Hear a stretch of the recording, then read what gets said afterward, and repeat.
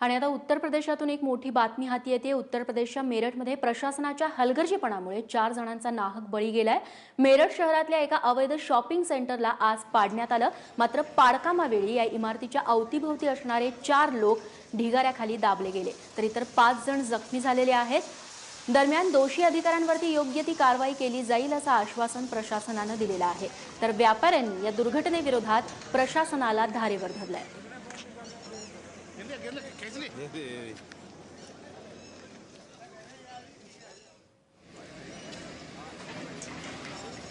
अक्षय भाटकर आमचे प्रतिनिधी आपल्यासोबत आहेत। अक्षय, या घटनेसंदर्भातले तुझ्याकडे काय तपशील? आज सकाळी लवकरच सकाळी अगदी लवकर या ठिकाणी हे अतिक्रमण विरोधी हे काम सुरू होतं आणि त्याच दरम्यान ही घटना घडलेली आहे।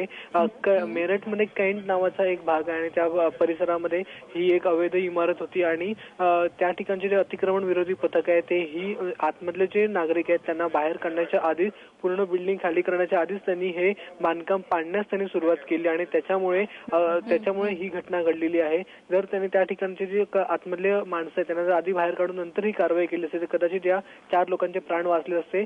पण अचानक ही कारवाई केल्यामुळे ही बिल्डिंग कोलॅप्स झाली, ती पडली आणि त्याच्यामध्ये हे 4 लोक दबून त्यांचा मृत्यू झालेला आहे। 5 इतर जे नागरिक आहेत ते देखील यामध्ये जखमी आहेत आणि सध्या तरी या ठिकाणी इतर जे आसपासचे जे व्यापारी आहेत त्यांच्या या ठिकाणी खूप मोठ्या प्रमाणामध्ये ते या ठिकाणी निषेध व्यक्त करतायत।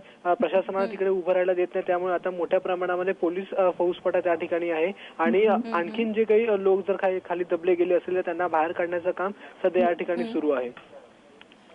अक्षय, धन्यवाद तू दिलेल्या माहितीबद्दल।